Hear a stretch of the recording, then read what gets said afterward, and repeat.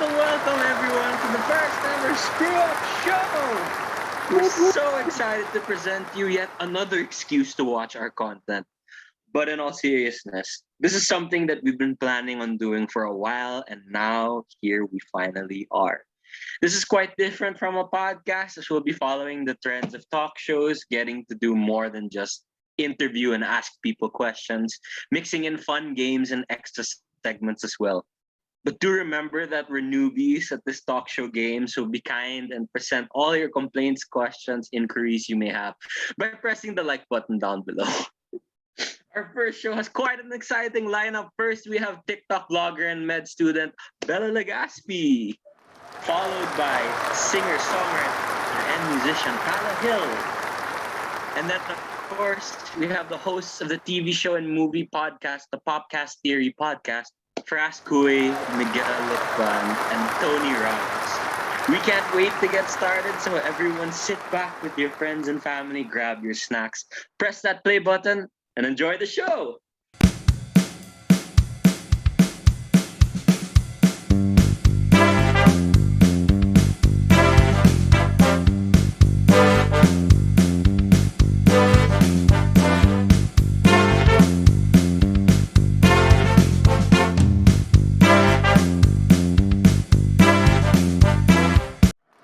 Welcome back to this Growth Show. So our first guest for today balances out being a medical student as well as a TikTok daily vlogger slash med school diary content creator. She currently has over 28,000 followers. Please welcome Bela Legaspi. Welcome to the show. Hello. Thank you for being here. Thanks for having me. First, is this your first talk show or like podcast interview thing to be a part of? Yeah, actually it's my first time. Oh, then the pleasure is all ours. Mm-hmm. Yay, this is gonna be so exciting. It's so funny because I only started like TikTok mid last year. Because for like the longest time, I don't know if it was the same for you, but a lot of my friends and me included were kind of like, oh, TikTok's not my thing. I don't understand what it's all about. And then when COVID came, more and more people started getting on the platform, and then I was like, screw it, I'll just see what it's all about. And then I started like there would be days where I just be going through my FYP for like hours on end. I don't realize like how much time has passed. And you're actually one of the first like people that ended up popping up like when I was relatively new. Like I think the first video of yours that I saw was the one where you tried to do a TikTok in the rain, and then the thunder was like, Like the I was like, first this is one. so funny. Yeah, that was like kind of far back, I think. So it was still pretty new.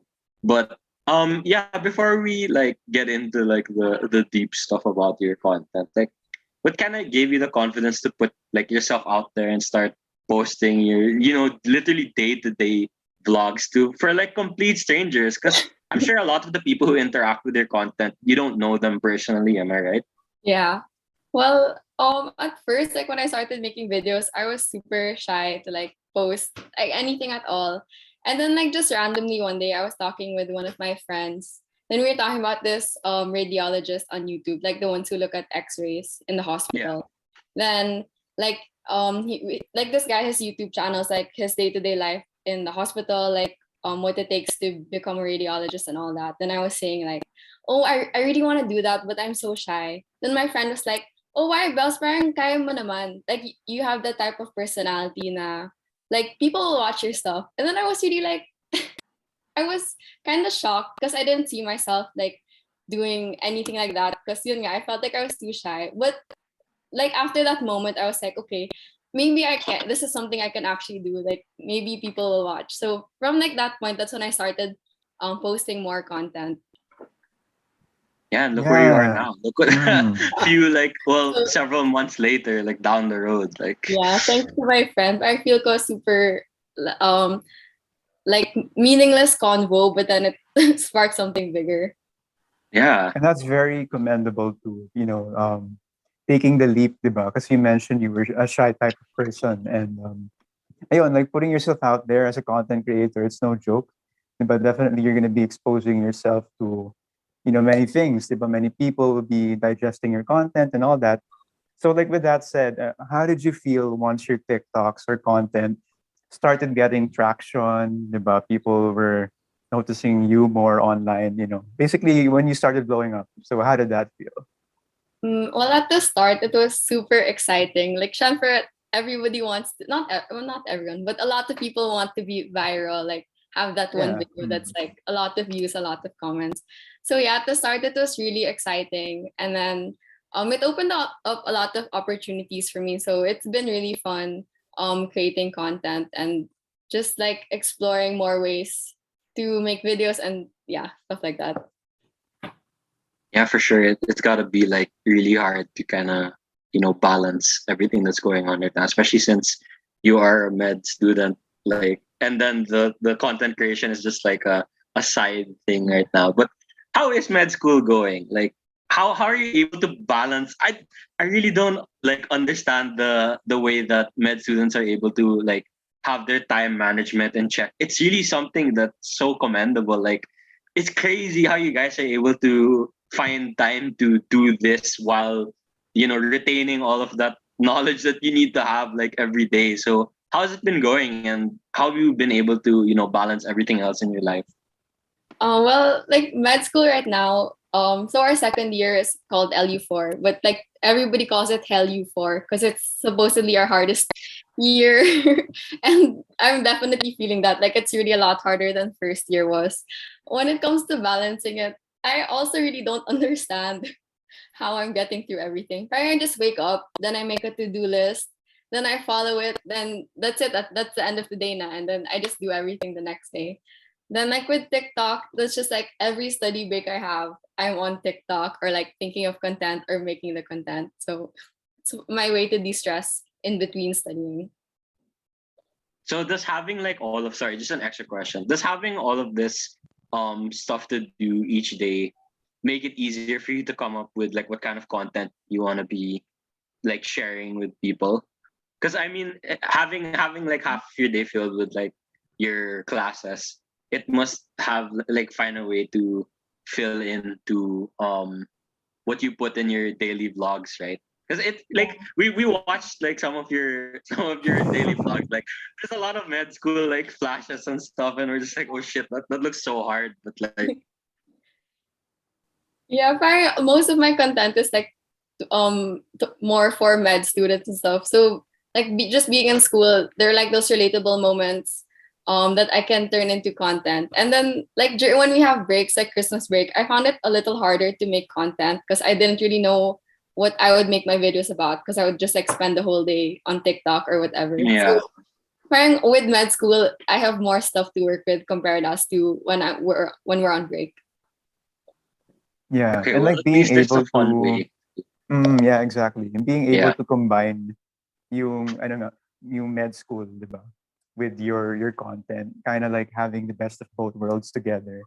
I guess maybe that's in a way, parang your way of like balancing it, diba? Kasi some people would think na it's so hard to be a med student and a content creator at the same time. Pero if your content is based on, what you're actually doing about med school and all that, diba? It makes it easier because it's what you're passionate about. And, seeing people actually like your content gives you motivation, diba, to actually continue to put content out there. And while, being in med school, which is of course no joke, diba? Especially since um, we're in a pandemic era, online classes and all that. So yeah. So I'm going back now to what I just said about yung people supporting your content. So like, how does it feel having so many people, support your content? And is there any like unforgettable interaction you've had with maybe anyone who's been a fan of your content and all that? And maybe you got some like inspiration and whatnot. So can you share anything about that? Okay, well, of course, I'm super thankful for everyone who's been supporting me because it's really just been a lot of fun for me to like make the content, and it feels really good na to know people really enjoy it. Maybe an unforgettable experience for me. Actually, the first video that I ever posted on TikTok was I was doing a return demo with my dad, who's a doctor also, and then like that was my first TikTok video and also my first viral video.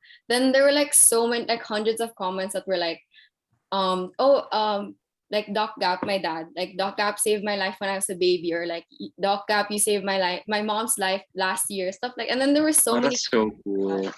Yeah, so that Mm. was super unforgettable because, like, first viral TikTok, then there were just like so many good comments. And then a lot of them were also like, oh, like, doc, about me, like, you're gonna be a good doctor one day, like your dad. Like, immense pressure, but also like, kilig na, like, all these people I didn't know were showing me support. So that was like a really great moment. Yeah, and that's like extra motivation na rin for you to keep going, di ba? With yung passion mo with med school despite the hardships and all that. So it's nice you have like an outlet in a sense na you have this like yung world of content creation to kind of like balance out yung student life and whatnot. And having supporters always is always good, di ba? And I'm sure, as the months went by and you started posting more, there have been like a lot more interactions between you and your followers. Not only like maybe comments, but I'm sure a lot of people have been asking you like questions also, right, in the Q&A like thing. So how does it feel to know that like, so many people turn to you, like literally someone who they haven't met in person, and they ask you for like advice and tips on life, med school, like fitness and like anything. Like how does it feel knowing that people trust you to give them that kind of advice without even having met you like in person? Well, it feels good. Like, I get kilig na parang they think that I'm the right person to ask, like, what to do with, like, how to study better, how to work out better. But also, I sometimes have those moments na parang, why are you asking me? Like, my life is, my life's a mess also. It just looks like with my content, I tend to romanticize, like, my life. Like, I show me being productive, but I don't show me being, like, the mud. So it kind of have that imposter moment na don't ask me because I also don't know what I'm doing. Yeah, I mean that's Practice na super yan. common naman. Everyone is really like that, like low key. When you put out content, you really do want to show the best parts of yourself. But it's important that people understand also na we are all just human. Like there's no there's like as perfect as you look on camera, like no one is 100% perfect, right? It's really a learning experience as you continue like living life. Mm. And parang practice na rin yan, di ba? When people ask you for advice, di ba? Online. And when you become a doctor now, you'll be like, when actual like patients come in na, They're asking you for like advice. yeah, you're like, oh, I've been doing this since like, 2020 and all that online. Mm. Ayun. So like speaking of like becoming like a doctor in the future and all that. So do you see yourself continuing, alam mo na, to put out content once you finish med school? Diba? Kasi there's been a surge in educational medical videos, diba? People are watching a lot of medical related ayun nga, videos, shows, and whatnot. Marami nang lumalabas dyan, especially since the pandemic started, di ba? Marami ng mga information out there online. So would you consider continuing putting out content, if ever? Well, I like, of course I want to do this forever because it's so fun. It's something I Yeah. enjoy. But like realistically, I don't think I'll be able to create as much content when we start going face to face, like when I'm on duty in the hospital. Like it's gonna be really hard to balance that. But I don't know, I'll see if like kaya pa to balance everything once I'm in the hospital. Yeah. And I would love to make content like like science-based fitness content because it's like in line with my undergrad. And also like after med school going into residency, where I don't see a lot of content about that, but it's like a big part of every doctor's life, like how to get into residency, like what program to choose. So I want like in the like for future content, probably that's what I want to do. Mga day in my life as a doctor. Di na Yeah. med student. You'll attach the Finally. GoPro while you're doing surgery. You can just show like all of that's all censored because you're like warning bloody, whatever. But yeah, that sounds so fun. I'm sure like a lot of content creators like you, they do want to be doing stuff like this forever. Also, we want to do this for Yeah. as long as we can. Like hopefully it gets to that point where we're able to, sustain doing this talaga as a living. But for now, that doesn't mean you should stop doing your content. For sure, like so many people are gonna continue to support you and you're gonna have an even bigger fan base like in the coming months, the coming years. So please keep doing what you're doing. Like content is helping, make the world feel a little bit normal after everything that's been happening. So yeah. So we'll be right back with Bela Legaspi. Don't go anywhere.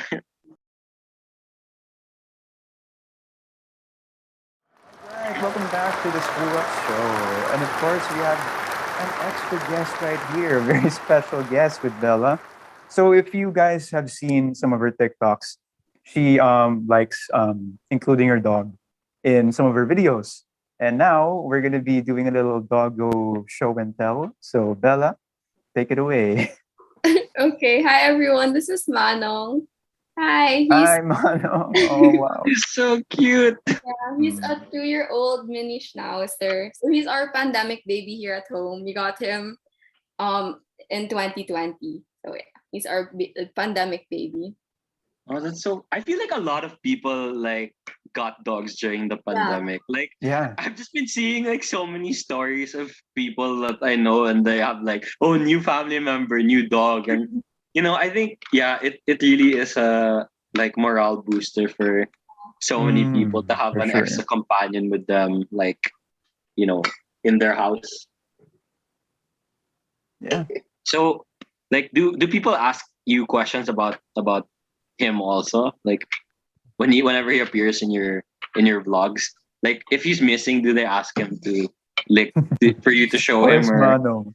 No, Yeah. they ask like everyone always asks like what's his name, what's his breed, and then when I say his name is Manong, they're like, oh, why is that his name? And then it's just because okay, look at him, he looks like an old man, diba? Yeah, he looks looks like like an a older Mano. dog. Yeah, He's- so that's why I named him Manong because he looks old. He's very photogenic though. He's not hiding his face from the camera. A lot Yeah. of dogs, when you put them near something, they're gonna turn or Diba? He's super like KSP. Like he loves attention talaga. So he's always in my videos. cute. Well, let us know in the comments of this show if you want Bella to start showing him in more for videos. But yeah, thank you so much for joining us, Bella. It's been a pleasure having you here. And don't Manong go too. anywhere. Yeah, and Manong too. And Manong too. Don't go anywhere. We'll be right back with the Screw Up Show after this.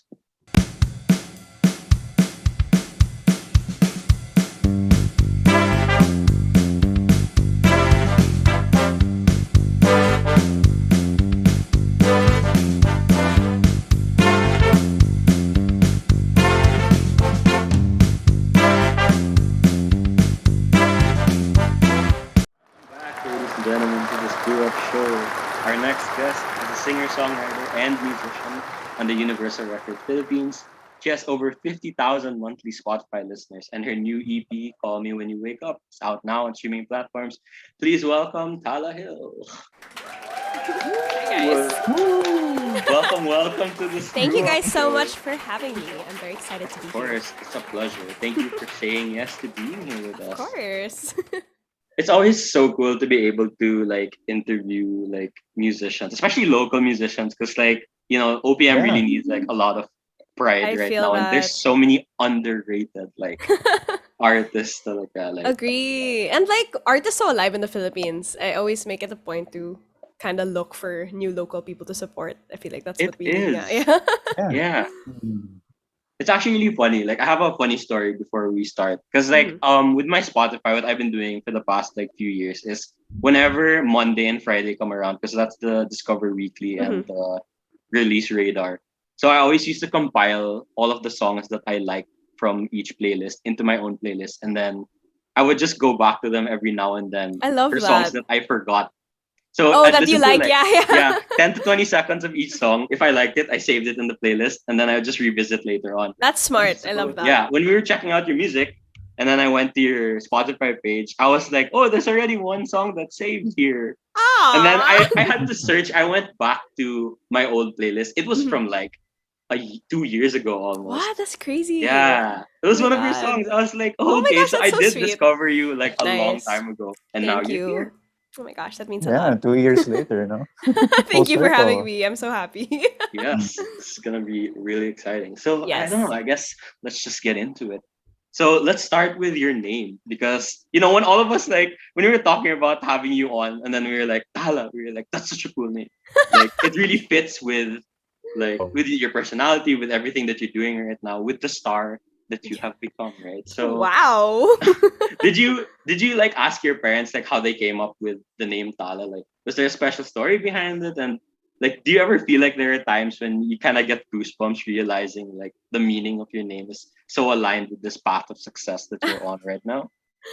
Well, I don't know if path of success is something that I have yet. I'm still making my way down that path.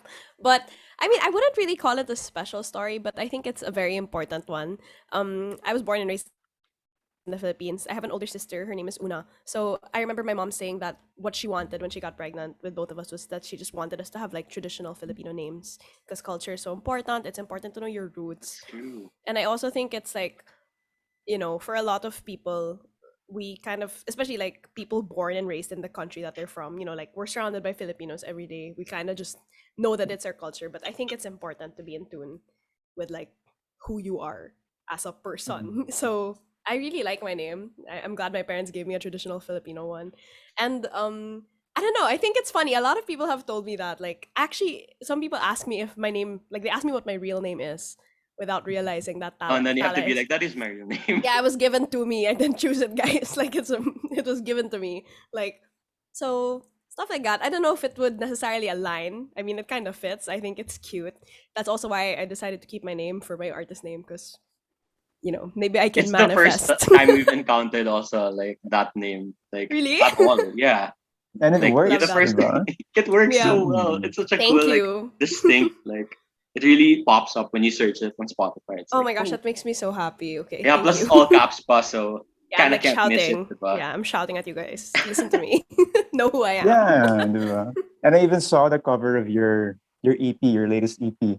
Then I Mhm. saw your earrings, and I was like, that is a look right Yeah, we were there. talking about Like that. He's like, those, my God, the earrings. And I was like, Shout yeah, out does to he my have sparkle stylist. stars? earrings. Like, bro. Yeah, so cute. I love those. When my stylist and my makeup artist brought it, I was like, oh my god, I have to wear those like for the shoot. I was like, Mm, dibs, like I need them. Just fits. that is a It's your vibe right own there. natural Thank you. merch. It's not even it's really just because they're stars for a star. I love that. That's a good one. I will keep that in Yes, mind. of course. Mm. Well, that's so cool. It's really nice that your parents wanted to give you guys traditional Filipino names, but at the same time, they're names that are so distinct and unique. Thank you. And yeah, it really does fit your personality. Given that you're a rising star Ah! musician right now, No, not yet, but I mean, I it's see what you did eventually. very there. yeah. Love Shooting that. star. But yeah, so I mean, we've seen some of your video performances online, because when we were doing our research, we watched some of your performances.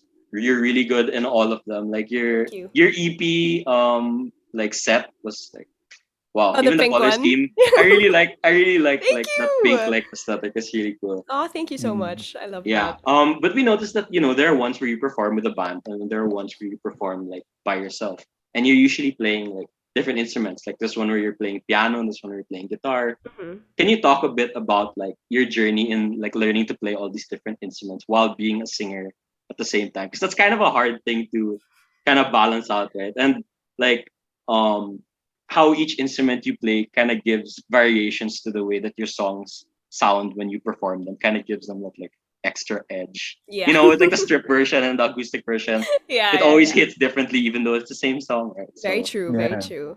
Well, actually my parents are musicians, so I say this a lot. They actually met in the UP College of Music. So I have family oh, members who really do music. Like how some families have different hobbies, like families of athletes and whatever. My Yeah. family we really do music and art. So I guess it was never like a conscious decision. I think for me to like music, I just grew up hearing it all the time. My dad played the saxophone a lot. My mom used to sing. She's a composition sax, that's major. so cool. Yeah, and piano also. So when I was growing up, my parents also wanted my sister and I to have a lot of different hobbies just so we could make friends outside of school itself, which I think is important. So I took classical violin for a few years, didn't like it. So I moved to piano and I was classically trained for I guess maybe 8 to 10 years of my life. which is, not actually a lot if you think about like how people really play instruments. Like they really play it for like 15, 20 years. So But that's a I decade. got That's a yeah, I long, mean it's a long lot period from of time. I guess because we're still young, but Yeah. yeah, so it kind of was a foundation, I think. I wouldn't say I'm a amazing classical pianist, but I got a lot of my technique and discipline and skill from there. So I was able to like noodle on the piano in high school, around band people, band musicians from our batch Yeah. and stuff. And then I self-taught myself guitar because I picked up the ukulele. Well, yeah, when I was like Ukulele. I play uke too. yeah, It's uke fun though. is so fun, and it's such a cute instrument. And I was one of those annoying girls in high school who would just bring a ukulele, like To and then class, and then you're like, guys, let's yeah, sing a it's so song. You sit in the annoying. middle of like And a it's like circle. literally the basic four chords. That was me, like embarrassing. But being that person helped me, I guess, develop more Confidence. yeah, and opened up like a bigger circle of people who were already doing music as well. So I learned a lot from that also. My I learned I self-taught myself guitar, but I had a dad who obviously like my dad's until now he still teaches me like, oh, try this voicing of a chord, or have you tried it this way, because he and I listen to different music, so we have different music tastes. Same with my mom and stuff like that. I think like it's just it was a hobby that I really loved, and I'm so thankful and fortunate that I'm actually able to do it in a more serious manner. So yeah. And then what you said, like regards to giving it a different edge for the performances, I think you just know when you feel it. I write all my songs. I have collaborators with me, but generally I write my music. So well, all of the time I write my music with collaborators or without.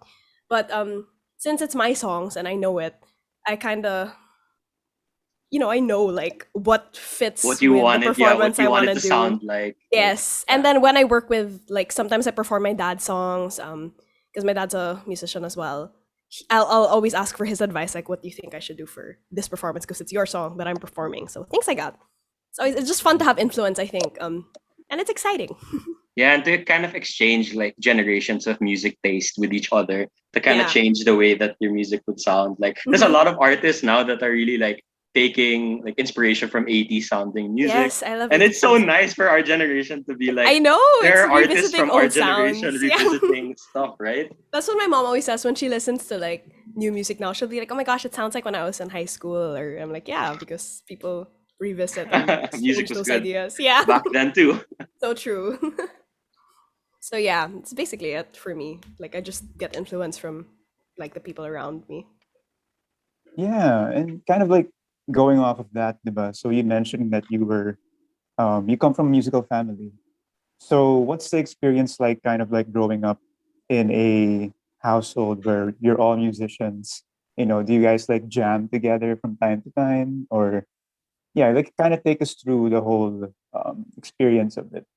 Well, for my family, I guess like well, this is pretty typical, I think, even for families that aren't really like musical, but like with performances and stuff, typical family gatherings like dance for Lola, or like your cousins will, okay, Yeah. come on, we'll learn a dance and perform for all the adults, like stuff like that. Yeah. That kind of helped me Mm. realize like I liked performing and having people watch what I put out. And then more for it's not like we jam together. Sometimes we do, but it's like spur of the moment in the car, like 30 seconds of just singing or Kala ko Oh, your dad will just like come downstairs with the guitar and then be like, let's well, sing I song. well, no naman, but when he has his bandmates or his friends here who do music, I usually just sit and watch, and Oh, 'cause that must be so fun. yeah, and I super learn from older musicians. Obviously, they've been in the game longer than I have, and Yeah. what do I know? Nothing. So it's always good Well, to I mean, yeah. everyone starts from nothing. Yes, exactly. So I feel very fortunate to have a family who kind of know the ropes of being in the industry. yeah. Mm. And I was gonna say like what I go to them for is really just advice and a more I guess I don't know, because when I show music to my friends, of course they're gonna support me and be like, "Oh my god, I love it!" Like, "Oh, it's good, it's great." Which is, I love Yeah. it. I love it when the general public like, from my friends like my music. But when I want to be roasted, or when I want actual advice, I will go straight to my Critiques. Yeah. parents. Yeah, because my Mm. mom will be like corny, or my dad will be like, "It's not special," and it's or things like that. And people might think like that's ouch, but you need that, I think. And I'm so Yeah. fortunate to have parents who care about me enough to get my to tell me if I'm like not good right now, or they'll tell me work on it a little longer. So yeah, it's more of the advice for me. That's so cool. And that getting advice from like your family, of course, the people closest to you, Hmm. it really helps in continuing to hone your craft. And, Definitely. of course, all the support is really good also. So, Hmm. yeah. Agree. It's very Mm. important. The parents aren't giving you these criticism just to roast you. It's like it's No, constructive criticism to super. And build it's you up like to be really to make better. sure that I am better. And I think that's super important. I have musician friends for that as well. But I'm thankful that I have my parents who are, just in the house. So much easier for me to just ask for advice again. So, yeah. Right, right. So we know you've probably been asked this in every single interview you've ever had. But what is your songwriting process? Like especially when musicians they grow up along with their music, like evolution, and like the years go by. So what motivates you to write music? It's different things happen to you each and every day. It's a really good question. I don't think I have a specific process. I don't think any musician does actually. I just think for me at least, I used to when I started out in the music industry, I kind of put myself in boxes. Like with my first few releases, I was like, I want to write a song that's like this. I want it like this. I want it like Of this. And course. I realized like now, like in quarantine and with my latest EP and everything, those songs that I wrote for that EP, I really wrote with like no concept in mind, like completely. Just very light stuff Mm. that I would just be like, okay, I'm gonna just try to write today and see what comes out of it. And I noticed that for me, that's how you make your music sound more genuine. Um, how you make people, I guess, reach out and actually tell you like, oh, I relate to this. And of course, they relate to it because what inspires me to write is like the fact that it's my experiences, and I know that I'm not like a completely unique person, like no one is. So there are other Yeah. people out there who will relate to what I'm writing, which I think is again very important. And yeah, but lately my process usually because I write over beats. That's how I did my first few years. I work with producers, they give me beats and I write over them. But lately I've been trying to start words first, diary entries, journal entries, just so that it feels more personal. And that's what I've been trying to do the past year and a half, and something that I found myself liking. So I'm trying to do it again for my future releases. That's so cool. It's really nice not to kind of start from like writing them as stories because that's really where the Yeah, inspiration for the tune can come later on. it Like can, and the lyrics are really like what makes the song like tell the narrative. yeah. And for me, when I try to write music, I also try to think of music I like, not to copy you, but to be influenced. Like I really, when I listen to music, I automatically look for lyrics because I feel like it's like I'm reading a poem or the songwriter is right actually talking to me, which I think is important. As artists, you kind of need to have that relatability for people to connect with you and to understand you. Syempre, you don't want to, once you put your music out there, it's yours, but it's also for everyone's interpretation. So for me, that's important. Like Sina Phoebe Bridgers, like super good songwriter, Lizzie McAlpine, like um singers and writers like that I really look up to when it comes to like looking for inspiration in writing. That's really it's so cool. Pretty Yeah, solid. that's so true actually. Mhm. And when people do like listen to music and then they talk about songs, yeah, they'll say like the tune is nice, but the stuff they're gonna relate to talaga. So like, I love it when he said blah blah blah, when she said Yeah, blah yeah. blah blah. Like Mm. I super resonated with that, super related to that. It's Agree. really the lyrics that like stick with people. Yeah, for me at least. I mean, there's music for all genres. Like it's if you like music to just vibe, then go ahead. I'll also have a playlist for that. But for me, I think writing is important, at least for myself. So Yeah, for sure. Process. So if you could design your dream lineup for a concert festival where you'd perform, who would you want to perform in the lineup alongside you? Like, could it be local artists or international artists, or a mix of both local and international artists?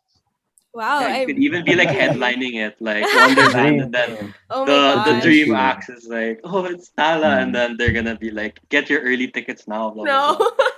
I wish. I think for me, as with anyone, I think the dream when it comes to working, not just in music but in any career, is to like work till your idols or the people you idolize kind of become your level or not really rivals, but like the people that you um are in the same circle with. So for me, when Yeah. I get questions like this, I always just think of artists that I super super look up to. Local, I really love Crown. Crown is That's an good. amazing producer, and he's such a nice guy. Um, let me think. Who else? August Wa. Like I like her music. Her albums are good. Wait, let me. I have like a playlist like that's really just of really good Filipino artists Yeah, who I go. Just really like like. peruse through. Well, my friends also, I have to say, like I'm always so proud of my friends, and it's always so nice to. I would be fun to perform shows together, like with Oh, for sure. Isanigo or like with Cinefern, Extra Extra. I don't know if you've heard of them; they're so good. Yeah, like let me think. Yeah, like Filipino wise, like just my friends, I think, because my friends are such talented musicians, and I think it would just be a fun experience. And then let me think. For international, oh my god, I don't know. I really love Asian artists, Asian producers. So it would be nice to be a part of like something like Head in the Clouds, the 88 Rising Festival, just because 88 Rising it's stuff's nice to be really around. good. It's nice to be around Asians who are there to Hanging out with celebrate. Joji and Yeah, Rich no, like Brian and really, like Nikki, yeah, Nikki's cooking so with them in good. their YouTube show. I love that. Yeah, or like just being around other Asian artists, I think it brings such a sense of pride um culturally and like roots wise, which I think is so important, and to be celebrated alongside really good Asian artists, I think is a small big dream of mine, if that makes sense. Well, it's a dream that's very in sight, the path that Yes. you're heading towards. Like, Hopefully who one knows? day. Soon we'll see you in 88 Rising also. You're gonna help Lol. make the soundtrack for the second Man, I Shang-Chi. hope, but no, they're really good, and it's just fun music. So many different genres, and yeah, I guess songwriting wise, sorry, typical answers. Like again, like I mentioned earlier, like would be so nice to be put up like with Phoebe Bridgers and to just hear her sing live.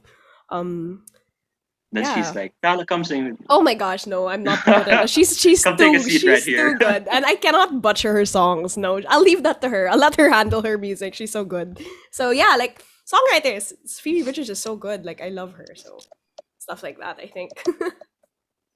Well, hopefully this show helps manifest that in Claim it. the really You near heard it here future. first. Yeah, Yeah. we're gonna see your name on like a billboard or one of the Lol, online no. campaigns. No. To buy the bundle, the group bundle Oh tickets God, for no! I have to Wonderland, like so much work for me to 2023. get there. So I'll But work pa. I'll what a work my cool thing that hardest. would be. And then when we're in the crowd, we're like, oh shit, we were here. Yes, exactly. To shout you guys out from stage. Yes, that would be so good. No, We'll that's just a pretty interrupt big you dream. mid song, like. I'm like, oh, I know you guys. Mm. Oh, that's so nice. Yo, I'm sure it's gonna happen. Like it's just a matter of time. Lol. It's I not. hope. It's not. Will it? It's when will it? Oh, I love that. That's a really good perspective. Yes, of course. I have one more question Mhm. before we wrap up this little segment. Because Okay. I don't know if I'm the only one who's curious about this. I'm sure like almost everyone who's watched like any artist or any music video is really curious about this. What was it like to perform in the Wish 107 plus? Oh, Oh my god, that is yo. like Yo, That that was a was few one years of ago. We did a deep dive. yeah. Oh my god. I was like 18, so I was like, baguettes baby pa. You were a rising star. Rising. That was actually one of my very first guestings, and I remember being so excited and so nervous because in high school, like everyone watched the Wish Bus because that's where a lot of That's really where good artists would everyone like perform. started. Yeah. Yeah. It does move, but it didn't move when I was there, so it was So fun. people who were like next to it were watching They it were talaga watching. when Yeah, I you had a were. few people. There was like a bunch of like high school students watching me once, um, because I performed there twice. It's fun. Oh, Cold. That's what I can say. It's cold. it does look cold It's actually. cold It in the looks like Wish it's Bus. I heavily was air like, conditioned. yeah, and the DJs are so good at what they do. They're so smooth with it. Like it really doesn't feel live. It feels recorded, but it is. And yeah, it's cold. It's fun. Definitely an experience. There's cameras. They tell you where to look if you want to like favor one side or what. And yeah, it's fun. Kaya pala there's always an angle to all of the artists. There's It's like never like 3 straight. or It's either 4. left or right side. Yeah, there's 3 or 4 like that. It kind of just moves around, which I think is cool. Oh, well, now we know. Now you Behind the know. scenes Yes. info. Not really. I'm pretty sure there are videos that show it. But yeah, it's fun. Really nice experience. That's so nice. Does anyone have anything else to ask? This is your I think we're chance. Gucci. I mean, We're golden here. All right, Yeah. we'll be right back with Tala Gil. Stay tuned.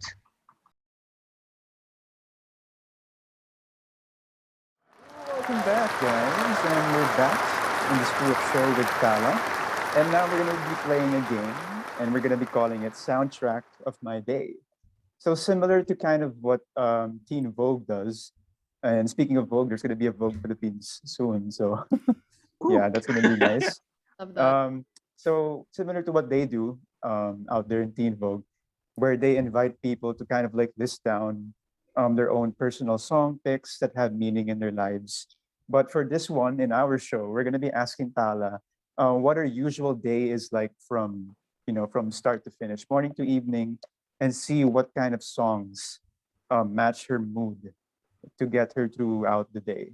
So share us your picks. Take it away. Take it away. Okay. I guess for the morning, I like to wake up to mellow music, if that makes sense. Okay, yeah. Like course. soft guitars, think Tom Mish. So Cranes in the Sky cover by Tom Mish. That's a launch song. I love his quarantine sessions, and I think that's just a nice kind of like drinking coffee in the morning, reading a book, like before Tom you is start just a your work day. freaking vibe. Like, He's fucking amazing. I watched him live. Oh my god. me too. In Oh my God, in Carpos. You know, okay, fun fact. I went there like all the way from I live all the way in the south. I went there I came from with the no LSU. I went there with no ticket, and I was just outside Oh. tweeting, anyone have Like, an who extra ticket? has? I'm outside. And I got it for like more than half off. Oh, But imagine if I Wow. didn't, Nice. I would have just been outside sad.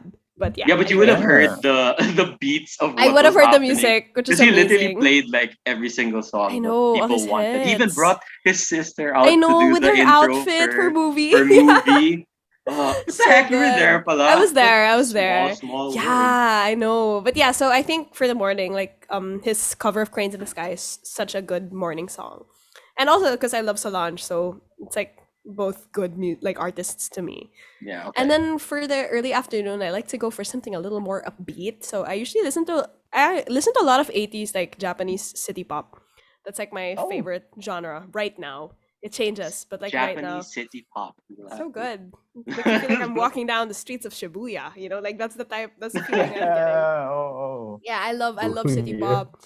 And the sense I don't know, you can learn a lot from like different genres of music. So that's what I'm trying to learn from now. Or I also listen to like a lot of Sunset Roller Coaster too. I love Sunset Roller Coaster. Yes. Yeah, Oh, I was like, exactly. And- I feel like this survive. yeah. I love Japanese music. It's like that genre is just so much fun. And then I also like listen to a lot of Benny Sings. So I listen to Benny Benny Sings. Sings. Nobody's Fault I think is my favorite from his right now. That's like a nice early afternoon song. And then when I'm on a walk, I walk every day. That's like my time to distress with my mom. Like that's how we hang Course. out. So I think music that I listen to is kind of a niche answer, but I listen to a lot of video game music like while I'm walking. So I feel like That's I'm dope. always. Yeah. So I have like the whole Persona 4 and 5 soundtracks downloaded. That's cool. Mm. I have like a Professor Layton best songs like on my YouTube. A lot of like video game music just because I like feeling like I'm in one In the when I'm mood, walking. I'm yeah. like, Mm. doing my daily quests and whatever. So that's like my favorite. Either that or like K-pop when I'm walking just because it's just so energetic and fun. Okay. K-pop Yeah. is Yeah. very energetic. It's so fun, yeah. So it really depends on my mood. But when I'm walking, those are like the two: video game music and K-pop. All kind of weird. And then inspiration for music. I mentioned this again, but songwriters like Lizzie McAlpine, like Billy Martin, Phoebe Bridgers, just because they open up a portal to me to like listen to experiences that are outside of mine, and they do it in such a personal way that it feels like it's happening to you. So that's my favorite music that gets me inspired for writing. And then for like happy production wise. I listen to a lot of like Korean R&B artists like DPR Live, Dean, just because their prod and their mastering and mixing is like next level. So it's fun to learn and to listen to the elements and try to break it down. Yeah, and then when the night comes, like late night chill pics before I go to sleep. I don't know actually. Like I kind of just replay everything. I put my music on shuffle. I guess at night when I'm trying to chill, R&B music. I love Solange's album. Her second album was so good. So music like that helps me kind of like chill out before the day ends. And then I have a sleeping playlist, music like FKJ's Ilang Ilang, let me think. Yeah, so galang.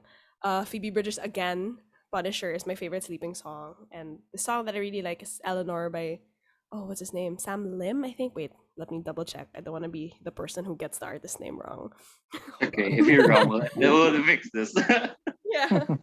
We got There. you. Yeah, and then Eleanor by Samuel Lim is the song that I've been listening to a lot to go to sleep or to just kind of chill out, and the end. Wow, we got a lot of Right.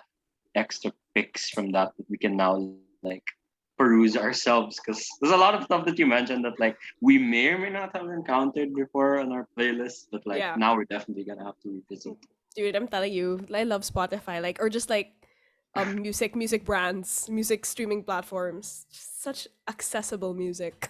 New It genres. is, and there's something new to discover every day. Every day I love it. So yeah, it helps. Yeah, and for everybody watching out there, maybe you'd be interested in streaming Tala's music. I mean, me personally, her song "Ain't Leaving Without You" is like living rent free in my head. I'm not even kidding right now. Yeah, I've been we have putting on Oh, multiple thank you, song repeats videos all stuck the in our time. heads. Like Sandcastles is Yeah. in my head now. Oh my god, wait, I'm so Dude, yeah. killing. Never Castles mind. is Like Mm. my we were favorite. playing your music like pre-show, kanina. Mhm. We were like vibing, like let's get into the mood. Let's listen to our guest. Like Yeah, I was Thank you listening to this like guys. earlier today. Oh my god, you guys are so sweet. That's very yeah, kind of of you. Thank course. you. That means a lot. And it's Really, interesting that you guys have picks that you like. yeah, of course. Great No, I mean music, I think great music. everyone Thank kind of has you. their own picks, but like Mhm. all of your songs are Thank like you. Oh my god, that's so Yeah. sweet we of tried to you. deep dive as much as we could, like binge all of your music, like watch some of your videos, not all of them because I there's love quite it. a few pala. I don't even Like, know what's you're on all me. over YouTube now. That's terrifying. Famous. But yeah, I mean, if you have any questions, that's why I'm here.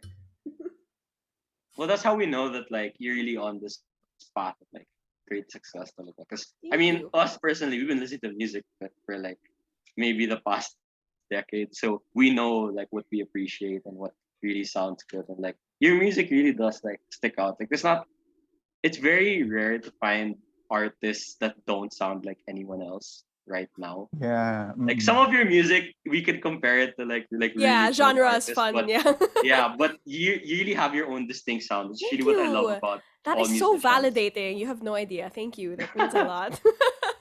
Of course. And like, hopefully just because the situation right now in the country is kind of downersville. Like what I told you like a few days ago, this is a perfect time to be writing songs. Like Yeah, so you're like true. John Mayer style, just lock yourself in your cabin and just like Churn bang out out an whatever you entire can. album. Yeah. Yeah. Get away from like the world for a while and just be in your own world with your music. Yeah, hopefully I find the inspiration. But yeah, that's how I wrote like my last EP because I was just at home. So it Mm. definitely does help. What a quarantine flex. Like what I did know. you do? I wrote an EP. with amazing musicians with me, like Like Yeah, of search me course, on of course. Spotify, I'm there. love that. Mm. But yeah, I don't know. Does anyone else have anything else to say? Any other validations? Or parang she got an overload of it na eh. That's what we do, I Yeah, love that's it, what we do. guys. We Right. manifest and validate. That's That's really so our sweet. I fucking love this. It's so Bring people nice. up. As you yeah, should. I love this that. was To the but yeah. stars. I got it. I got it. The I star had to. is I on had her to. way. But yeah, thanks so much for being here with us, Tala. This was Thank you like so much for such a having huge me. blast. Of So course. much fun. Yeah. You're Had a welcome lot of back fun. anytime. Yes, that's good to know. Do you want to help do the theme song for the show since it's not like officially like yet? I love that you guys have a theme song. That's amazing. That's cute. But That's yeah. adorable. Yeah, Good to ladies know. and gentlemen, Tala Hill. We will be right back. Stay tuned. Thank you for watching the Screw Up Show. All right.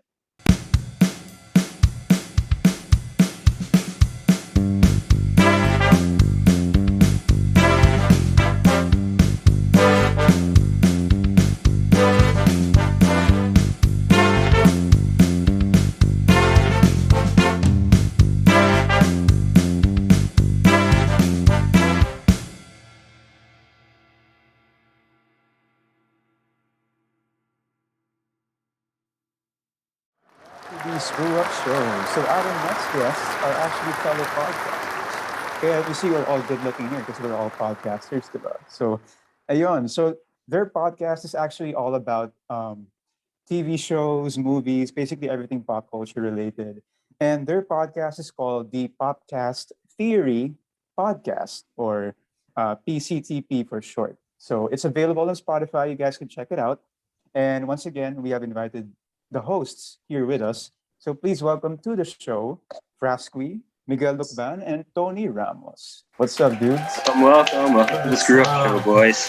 Thanks for having us, Alright. guys. Thank you Of for course. having us. That was a great intro. Great intro. Thank you, sir. Yeah, Thank you, he added sir. a lot of ad lib Touchdown. stuff that I'm very impressed by right now, bro. We try. We try. We try. Good flow, dude. Ayun. All right. So yeah, looking good, guys. So to get the ball rolling, I guess we want to know, like, how did you guys get together? Like, where did the friendship start? You know, how did you guys meet and all that? So anybody can go, guys. Oh, that's a toughie. I got this for me to answer now. Go ahead, man. Yeah, go ahead. Brass loves this story. There's a Love this dedicated. story. Yeah, go ahead. What you call this? So we're all from the same high school. We all come from Isabel, and Nice. at around grade 7 during the school fair, that's when we all decided to like for some reason, like just like a bunch of us guys decided to hang out. We're more than just this naman. We're around like 11, but yun, we started hanging out during the school fair, and then so on and so forth. As time passed, we kept going over to each other's houses and just like playing games and all that, and then the friendship still followed until like college up until now, and the bond still remains like hella close throughout. So that's pretty much a quick rundown of, Yeah, of, like, I think just a random fun fact to add is that I have sadly known Fras for most of my life, because specifically the two of us, we've known each other since kindergarten. True. So we have shit. sadly known There's each that. other for a very long time. Yeah. Since birth. Yeah, man, basically. Oh, like Miko always makes it a point to let it know it's a sad thing to know me for that long. Sad thing to know Fras for that long. No person should have to put up with that, but sadly I have. I agree. Yeah, it's a really long time. That's so cool though that you guys have been friends since high school. That's same with dear of us. We've been Verkada since third year high school. So not as long Yeah. as preschool, but how many You're years is that? lucky. That's cool. You guys ended up It's doing been this end of also. a decade. Yeah, we're all high school batchmates, CSA. And then we kind of like drifted apart in college. And then we kind of came together before COVID. Buti na lang, like, sakto, we started hanging out again. And then, these are the regular faces I see na almost every day. So good to know that this kind of That's that tight, that's shared like dynamic between friend groups to kind of be able to also sustain doing content like this, right? Which leads me to our next question. Like, what made you guys want to start this podcast? Because picking the people who you want to talk to on air for like you don't know how many episodes you're gonna do. That could be like equal to days on end.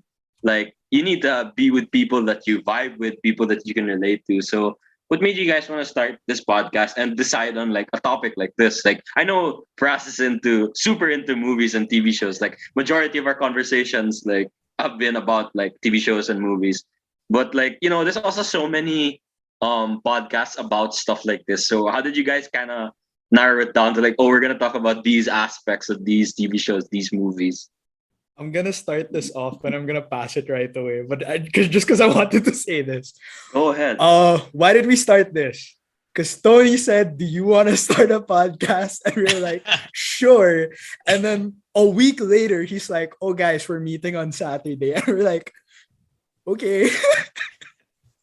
It just I rolled think- like straight. I Just think on. rolled, it just rolled. Tony can explain Like a more like unilateral about decision. the concept and whatever. Yeah, sure. I think there's a lot of angles to it. It was one of those things where, well, I think you've always wanted. I mean, you guys know what it feels like. Like you want to start, having your conversations with your friends, like actually put out there to some extent. And I think Yeah. Don, like that's a really good point as well.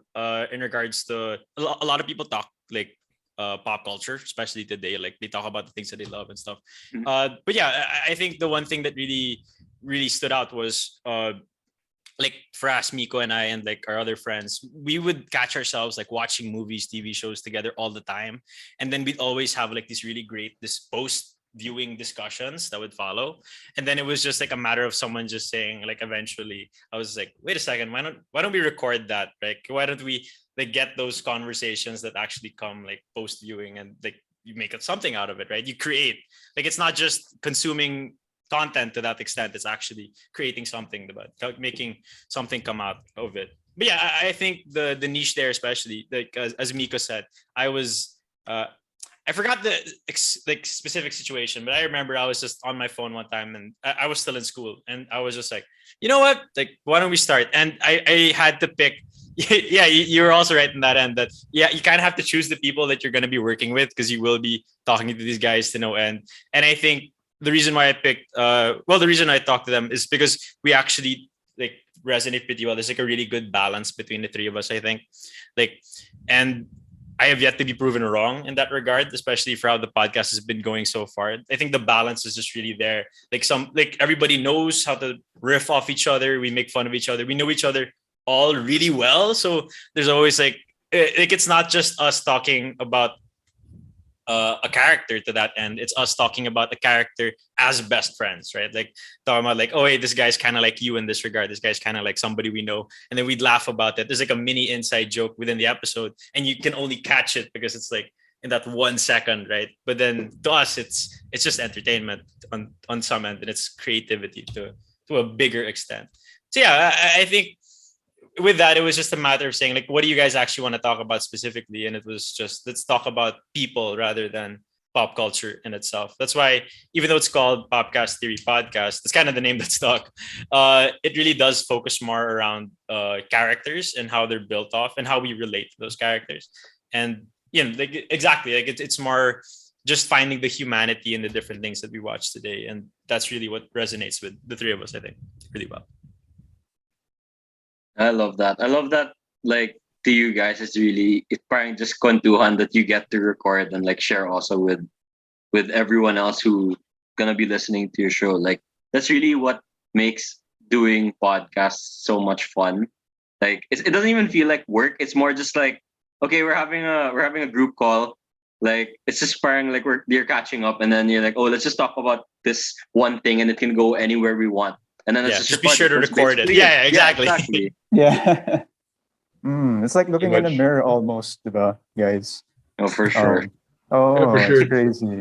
It's like a huge kwentuhan sesh. Then you record it. Then you just release that to the whole world and pray that you don't get cancelled. Exactly. Yeah. Facts. I mean, Good point. yeah. Fingers Good crossed. thing to add. Good thing to add. Yeah, good point, Anna. You never know. You might offend someone. Yeah. All right. Since we're done with the past, now we're in the present. All right. So you guys, what's your favorite episode you guys have done so far? And we don't mean to like have you guys nitpick at your own content, because Yeah, just- we hate doing that. When It's like the people are first thing that comes "What's to your favorite mind?" Episode? Favorite We kind of episode. feel Bam. guilty answering something like Yeah. that, because we're like, how do we choose? But I don't know, for you guys, what's the one where you felt like in the moment you're like, this is what I love doing. Like, If- I love doing this show. Can I answer? Go ahead. Fras, No, sure. Go ahead, this go is ahead, go ahead. this is me just trying to see like if I can like read both your minds also. But like I feel like when you asked the question, the first thing that came to their minds, the Omni-Man app. Yeah. No, that's a Right. pretty Oh, you good. watch that too. Okay. That's a pretty good. Yeah, that's a pretty Yeah. good. For episode. me, if I'm wrong, you guys can say like with the apps that you. But like for me, like the Omni-Man app like sticks out because that was like the first time for me where like even though we knew the flow of like how everything would go, by the time it reached the end, we were just like we did not see that coming. Kind of happy we ended on that note, but at the same time, what the fuck did we just do? Yeah, I super agree. Like for me, then it's really the Omni Man episode because I feel like that was like the turning point for us where we kind of took like our conversation to like a deeper level with what we're willing to talk about in relation to us, like specifically not just relating the characters to like real life, but relating the characters to us even more. And I feel like that's just where it kind of really all started for that kind of direction. Yeah. No, it's hard. There was a lot to consider. Uh, I think it's like Omni-Man's definitely up there for me, and kind of I think the same reasons alongside like Nico and Fras that it was really a major turning point because I don't know how you guys kind of did your flow with your releases, but for us it was really we do a lot of research. We'd actually talk about like certain like ideas forward, and then the relatability aspect always came as a sort of bonus. But then when we hit the Omni-Man ep, which was I would say like mid-season, season one, that's really where it came out that okay, this is what we want to talk about. Like how do these experiences and philosophies actually impact our personal lives? But given that, I think one of my favorite ones, just because I can, is actually the first bonus episode, which was the Love Lives ep, and it was because it was so left field because it's like as you guys know, it was just all right, leave it in the limits of characters, right, in pop culture.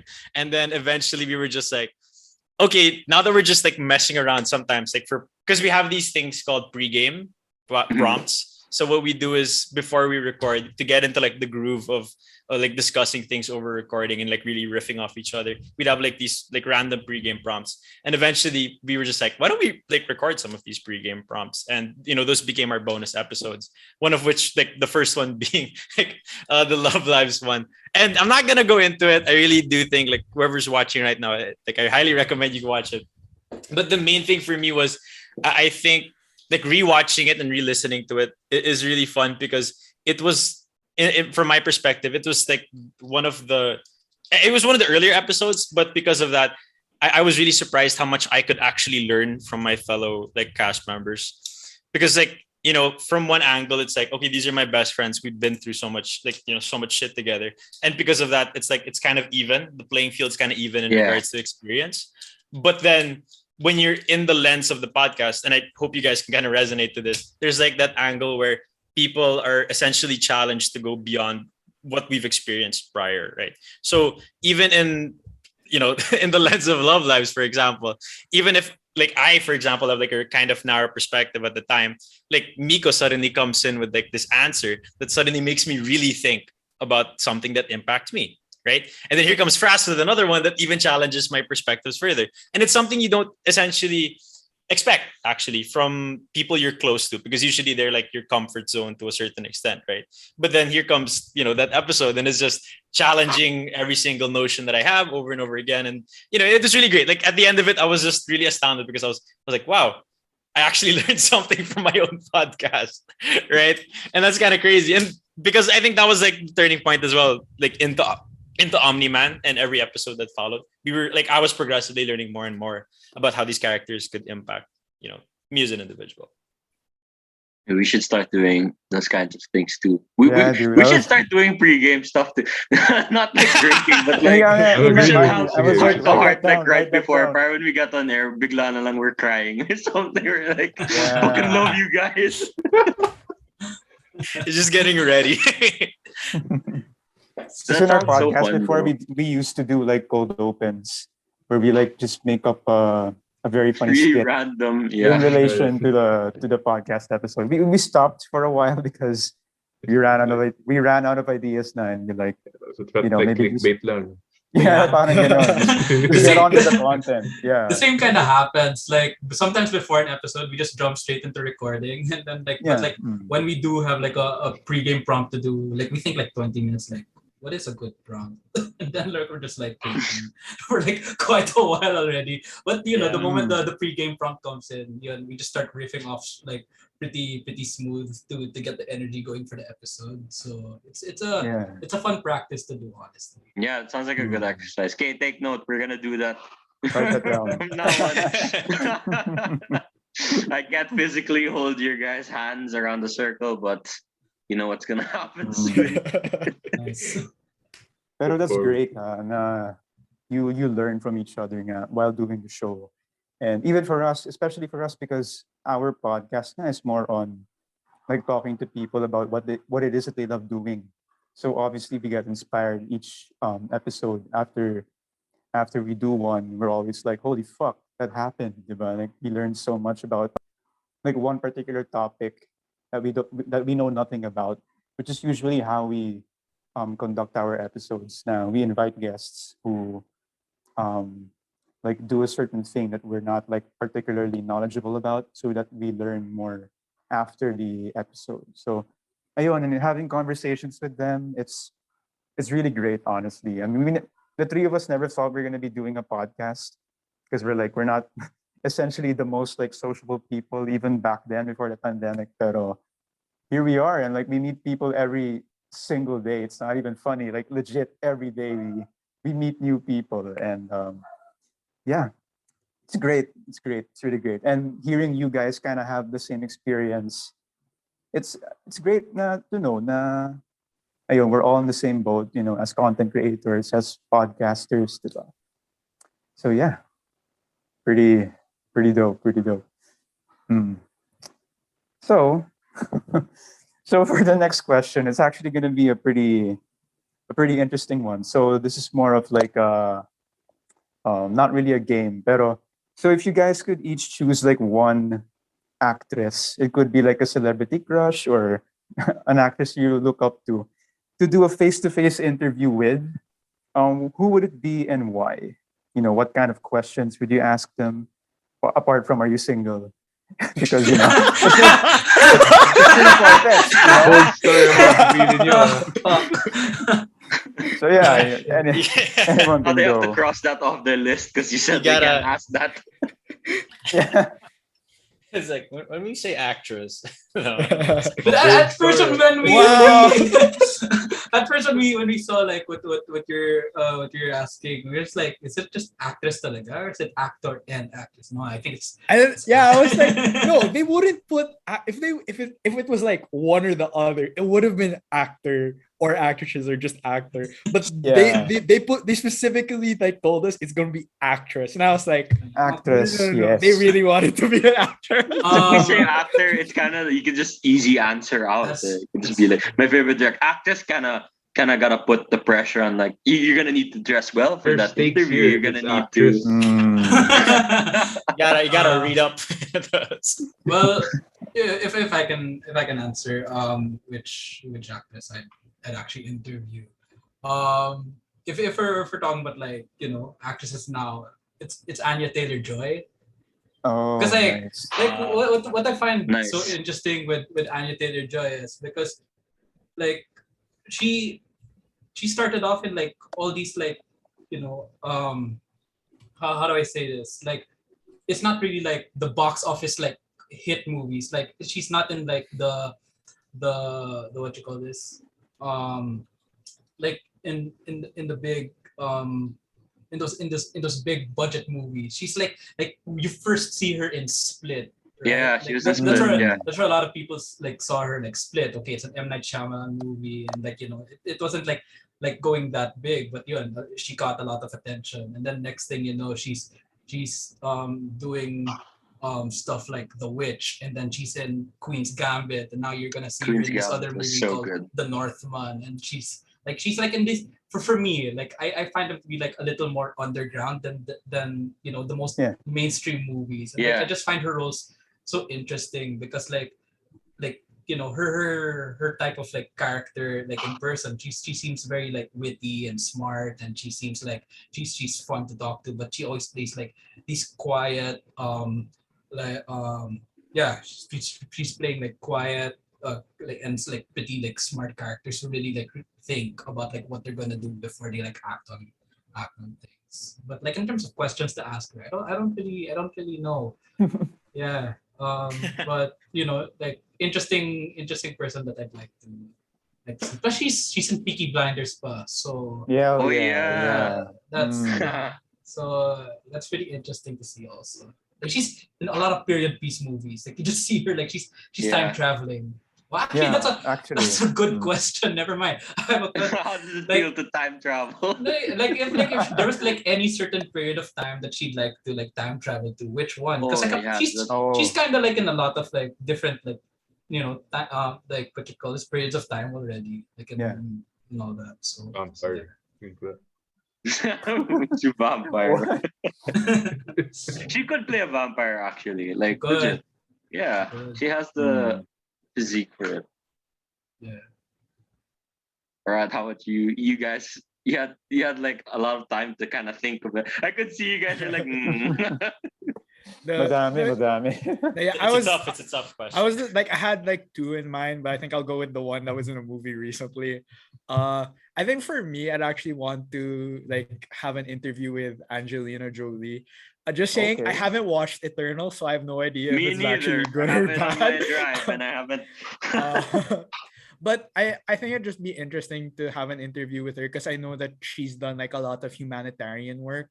So I just Mm. like I kind of always find it interesting when celebrities or like these like high profile like actors and actresses like become like UN ambassadors or like UNICEF ambassadors and stuff like that because I just kind of want to understand like why did they choose to do that kind of stuff like Yeah. and what are their other takes on like if they're doing that like what are their takes on like some like social issues that the whole world like involves and also this is a like a weird thing but a side thing is also like she has so many adopted kids of like Yeah. different like Yeah. race and whatever like What's up with that? I just kind of want to know like what is it like raising that many adopted children Mm. and what does Okay. it mean to be like a parent in that form It's instead true. of like what we're more commonly used to seeing which is in your biological parents or if you have like a stepdad or stepmom kind of thing. Yeah, that'd be definitely a new perspective to kind that would probably throw her off if you asked her that. She'd be like, "Oh my god, that's a good question." It's a hot one's question, no? It's a hot one's question. Yeah. You ask her. You As, talk as about your the adopted children. Oh, sorry. yeah. You talk about UN work and then you bring up adopted kids. It's just like, what is what is this even about? Here to She's just promote like, "I my can't eat movie. this wing anymore. It's too hot." Oh man, I'm still thinking. We got time. No, it's fine. I'm gonna throw a name in. I think Natalie Portman. All right. Okay. For What was that one? one reason. Nothing, man. That's the reaction. Like, I wonder what let's all just like no we What don't is- need to we don't need to go into it but I think we can all kind of guess maybe why he reacted agree in in such silence. a way. I mean, you know. We can appreciate. I think I watched like this is super random as well, but I think I watched like an interview one time, and I'm not sure if this is legit. I think it's legit. Where it says like she graduated psychology from like Harvard or something, and Oh, cool. for me that's like, and I think like the interview was essentially it boiled down to like the lines of how does your degree kind of influence your work, and if I wanted like I kind of wanted to bring that up again, especially like not just how does it influence your work, but like how do you utilize it, especially in like the work of showbiz, right? Like I think that's like pretty interesting play on like not only part one. but yeah, she's like the first one that I kind of have fun facts about. So like that was the one that came up. Yeah. No judgment. Like everyone has their own. Like I would interview. I'm Yeah, a we her. all psych got a major thing. too. Just the reactions. Like, she's great. It's All like, right, yeah. actresses listening to this, take note right now. These three Hey boys are man, up you for never know. hire. You never know, diba? They're single too. No, no, interviewer. Just They're up for hire. Hire them to interview you. Interview. All right. So now that we know your preference for reference. actresses, Literally In the most a million speaking- ways to say it. In the Could've said- most professional sense. Siyempre, Yeah. professional. could've said Something for the actresses, greater could've wide said audience. diba? interviewees. The dude That's really had insult to for say you. preferences. Yeah, there was like a pause. It was like, Preference. Yeah, the thing I know he was gonna say now that you guys have your celeb crushes. He was gonna say that, then he changed it to which kind of is worse, I guess. Could have just said Worse. There's a little bit. there's- It's okay, it's there's okay. It's a strong little emotion worse. involved. your naman. interview prospects na lang. There we go. Sige, sige. Your prospects. Desired interview Ayan, prospects. Your prospects. What do you guys think podcasts? What do you guys think about podcasts? And starting one on your own, why do you think podcasts are important in today's world, especially with everything that's going on, like COVID, the elections, etc., etc.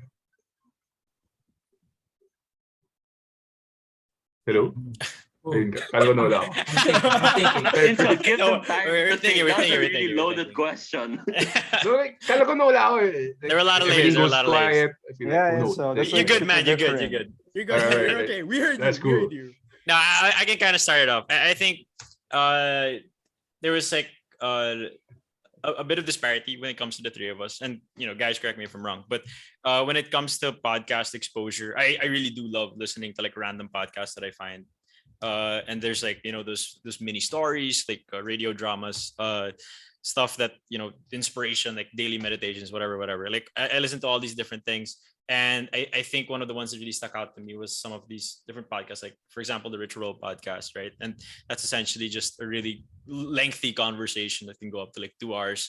But it's if you actually allow it and to really simmer, like you can learn something from it. And we kind of brought this up earlier, like what do you really love about recording and everything, and why did you even start in the first place? But it does run along the lines of just essentially creating something in your space. And given the situation today, given that we're all separated, and despite us being more digitally connected, we're more physically separated than ever before, right?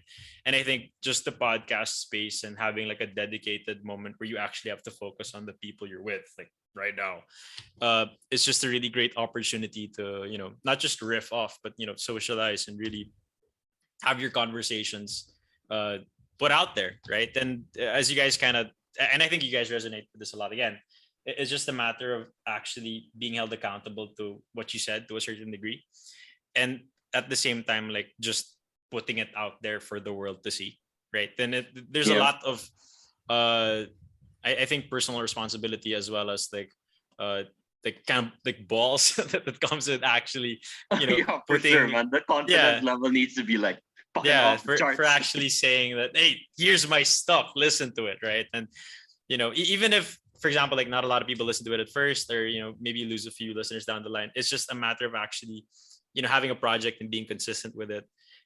I think that's something that really resonated with me today. And again, in a world where, ironically, right, and you guys don't have to agree with this, but where we're quote unquote more digitally connected, it's super easy to get censored to a certain degree. So having an avenue where you can, like, quote unquote permanently put your stuff up just feels kind of liberating in its own way.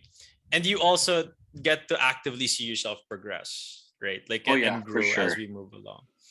So yeah, I think those are some of the points that I kind of got, especially from my previous exposure to podcasts, as well as what I've learned making one with my two best friends.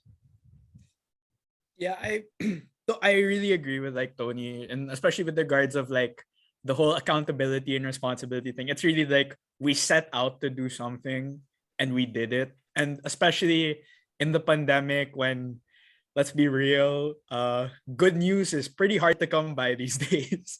Mhm. Um, in, it was like a source of I'm doing something. I am progressing at a time when a lot of things are stopped. But on a more like personal note, I've said this a few times in some of the episodes, but I'm actually a very introverted person. More so than the two lads here. It's and kind of like talking to people like online. It's really hard for me. Um, It is hard. and when we were in school, it was so easy to see someone and then just suddenly have a conversation and like have a lot of those like small interactions with like your seatmate in class or your friends in like an org activity or something. So like kind of getting to talk period has been something that's been pretty hard for me personally. And that's why I think with having a podcast, I think it's an avenue for me to actually talk. And in a way, like although like I don't like vent like all my problems or like my stress with the pandemic out in our episodes, like with some of the characters we do get to talk about, like I can like touch on things that have I've struggled with, touch on things that have bothered me, except we can talk about it through this character. And that in a way is an outlet for me to get to talk about things that I want to talk about, but like I'm so he had to reach out to talk to other people for. So instead, just make a podcast and talk about it, you know? Yeah, it's its own form of projection, but it kind of works. Yeah, like just to bounce off what both Tony and Nico are saying, it builds a deeper connection, not just with like the people that we're like making having these conversations with, but to those people who decide to listen. Like honestly, like making podcast, I will say it's a form of art, because like like making music, making movies, making books, a lot of people will allow themselves to latch on to these things because they feel that connection. You read about the character, you read the lyrics that these artists are singing about, or you read the words that are put into the book, and you have this connection because maybe you did go through this certain thing, or you are going through this certain thing, and you're just like, okay, this piece is now meaning something more personal to me because it's allowing me to think of ways I can cope with what I'm going through. And honestly, with this podcast, whether it's us talking about it or someone hearing about what we talked about, it allowed us to go like, oh wow, this character made me feel like I have a connection to what he's going through, even though maybe what they're going through is more on the extremes. It's making me feel like it can be a more symbolic way of how I can go about my day after reading or listening about this person. So there's that connection there that just for some reason feels more personal now that you know the deep rooted elements about what we talk about. That's such a cool way to look at doing like a show na nga about movie characters. Because I don't know, for a lot of people who are they kind of get close-minded about having TV shows and movies just be that.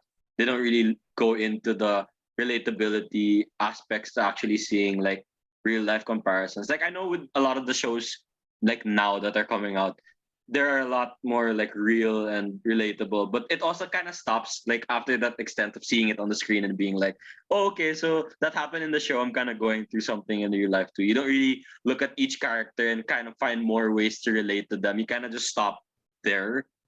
So I think it's really good that you guys are kind of having this show also where you're kind of showing that there shouldn't really be a barrier between what's on TV, what's in movies, and what's real, because you can kind of make it real on your own, right? You can kind of still find ways to show that all of these characters, whether they be superheroes or aliens, whatever, they still have relatability aspects to normal people, to regular people, real life people.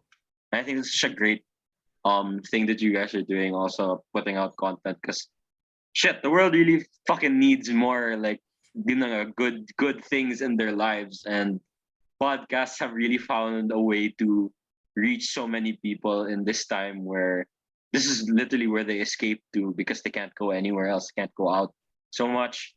They have to kind of make an effort to talk to more people, not like before where it was so easy, like what Miguel said. So they find comfort in the conversations between people who they no longer find as strangers, but they kind of feel like they're part of the show as well. Yeah, that's really what we try and go for. Like I don't know, like just to add on, just it.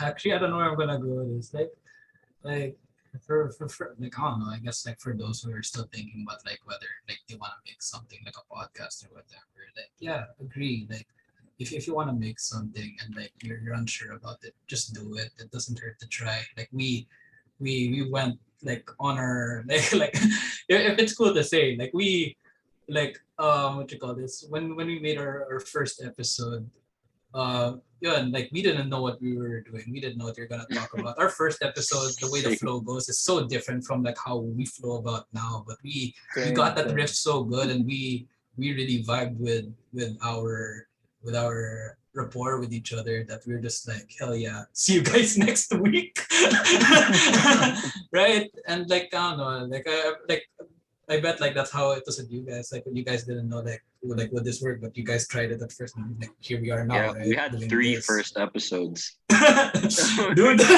not gonna lie, we kind of did also. We had to All right. We almost we did. can't Yeah. post this. We got to do it again. Third Like, time's a charm. yeah. And the stories we've heard from other podcasters that we've talked to also, they really have had trial runs that were not intended to be trial runs. But then they were like, okay, I'm not satisfied with this. I have to do it again. And then it's true. You really do see that kind of as you move forward with like your episodes, that it becomes more natural and free flowing. Like you're not so conscious anymore about like, okay, do I need to stop myself from talking like this? Because how is it gonna sound to other people? It's more just like, okay, I like what I'm talking about. Like, bahala na if our listeners want to take it. Like, that's what we love doing, right? That's so true. That's so Yeah. true. By the time the episode ends, we're just like, Yeah, wow, it's that like, was okay, so good. that was That was good. Exactly. Oh, every time. Oh yeah, sick. It's so like validating to hear just like from people who understand the position of that we're in and in that little realm of content. Because like for a while also we also didn't know if we could classify what we were doing as content creation. So when we started saying that we were content creators, it's kind of like, but we're podcasters, so like is that really counted as content? But not. It super Content is content, is. bro. Content is content. content. Like all the podcasters out there, fuck, we have the utmost respect for all of you. Like you're helping make the world and Spotify like a better place, you know? Spotify. Spotify, on if you're Spotify. listening. Spotify, so if you're much listening, wonder. please, Spotify. please. Hearing Spotify. Oh, shit. Mm. That's good. Yeah, we will be right back with the hosts of the Podcast Theory podcast. Stay tuned. Back to the Screw Up Show, everyone. We are here with the hosts of the Podcast Theory podcast, and now we're gonna be doing a little exercise. These boys are used to talking about movies and shows in a lot of depth and going into really deep like analysis of characters. So we're kind of gonna give them a break from that, and we're gonna talk about something super lightheaded, something that I hope everyone listening can relate to. I mean, who doesn't love SpongeBob, right? Like it's one of those things. I was actually thinking about this as our show was progressing a while ago. SpongeBob is one of those shows that's probably it's gonna be timeless for sure. Like 50 yeah. years from now, the jokes will still be like funny to people, and it's gotten to the point where now in this generation, there's like Facebook accounts that have the frame for frame of each Yeah, episode of I love SpongeBob, that. and then people just Yeah. randomly share like I did one this. one fucking random frame super out of context that you never would have noticed. Like had you not stumbled upon one of those posts. And there's so many like underrated moments and forgotten stuff that just kind of hides under the ones that have been super like memeified to death. and all that shit. Like I don't know if it's just me, but there are like random moments where something will just get mentioned or I'll hear something and then I'll start laughing because it sounds like something that was said on SpongeBob. And I'll just be like, oh, that's so stupid. And then I'll be reminded of the joke or of the moment. I don't know if that happens with you guys too, but like what are your favorite like moments growing up? Like the SpongeBob moments where you kind of quote back to your friends and then you all start laughing and you're like, "Yeah, I remember that episode," like that. Who wants to go? I can go first. I can go first. Well, I think like the funniest thing about this is like we're like, oh well, we'll talk about something like hearted or like the like literally the first things that came to mind are some of the saddest things that came out of SpongeBob. There are a lot of really notable sad moments. Yeah. Like, Out of nowhere, left field. like I mean, of course, I thought about like the chocolate one, but then like I think the one that I think I want to talk about, I think the Gary come home. I thing. knew it. I knew you were gonna talk about it. I saw that coming. That was so sad, legit. I felt so bad for SpongeBob. I was like, that's legit the first thing that came to mind. And I think growing up then it was just like that was memorable because it's such a big departure from what you're so used to seeing. Yeah. Like it's like SpongeBob with all his friends having fun, blah blah blah. And like you have literally the being that is closest to SpongeBob literally just leaves. And Yeah. you're like, that's rough, buddy. Yeah, and like Gary doesn't even talk, but they made him such a like present side character Yeah. that he kind of became like, okay, it's gonna be weird if SpongeBob goes home and they don't show Gary, right? It kind of became Actually, like yeah. got to that level. Like Oh. he doesn't even speak. Like there's no Gary moments beside that, and maybe when he started hanging out with Patrick more that I can remember of Gary, but he's kind of just that presence that's comforting to know that when SpongeBob gets home, he has someone who's alive in there also. Like it's not even like appreciated or noticed. It's just, oh yeah, Gary's there. Like Presence. What an analysis. That was pretty deep, man. Pretty sure we're not doing a PCTP Maybe episode episode. on SpongeBob. now you have your next topic, Gary, underappreciated. Ayun. Write that down. Doing a breakdown of a SpongeBob episode.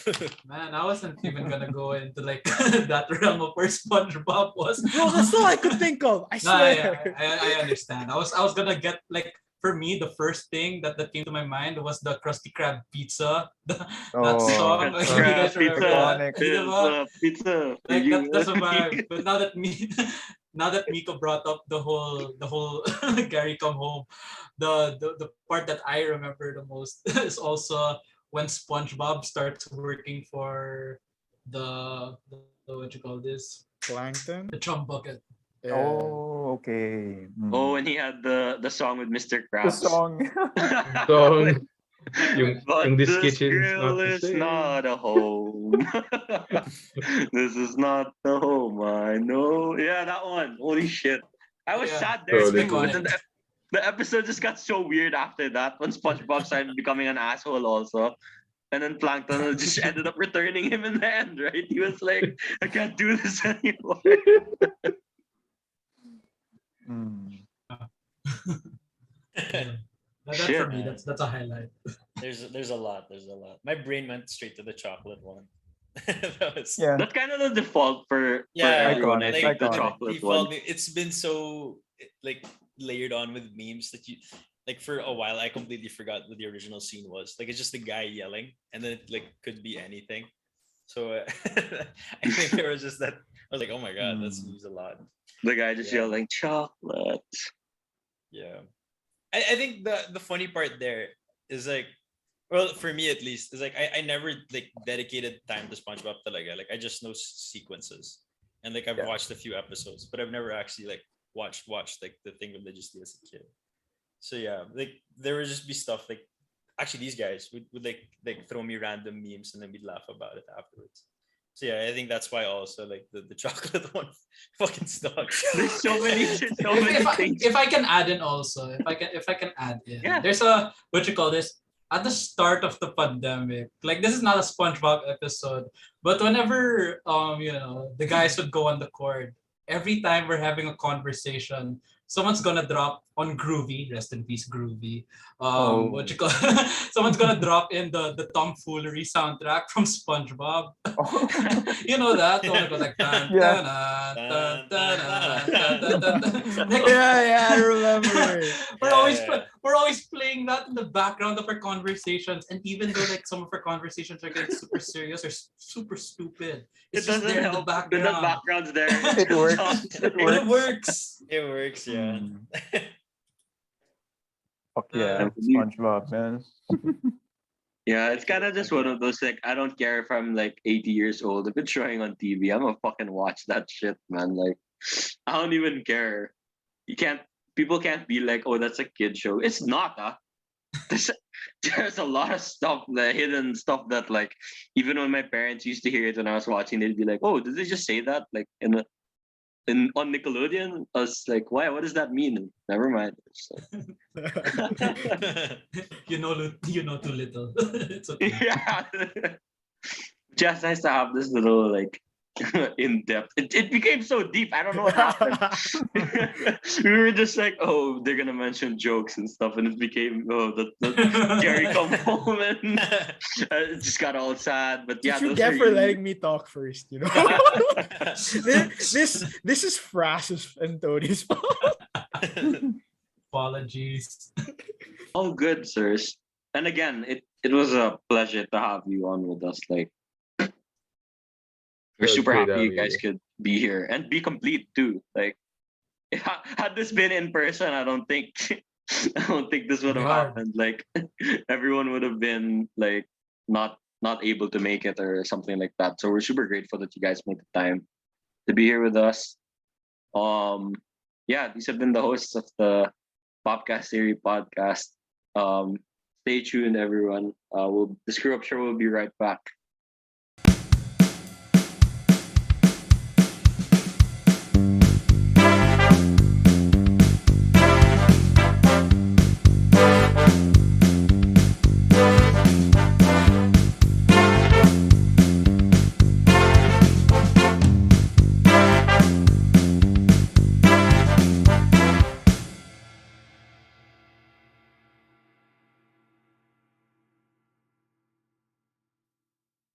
All right, what an amazing show. So again, we want to, of course, thank all of our guests for being here tonight. Bella, Tala, Fras, Miguel, Tony.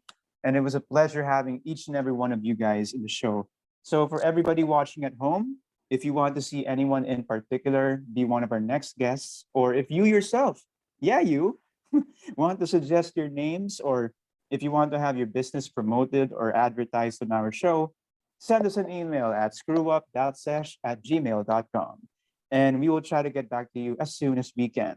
Again, thank you to everybody who's been supporting our content.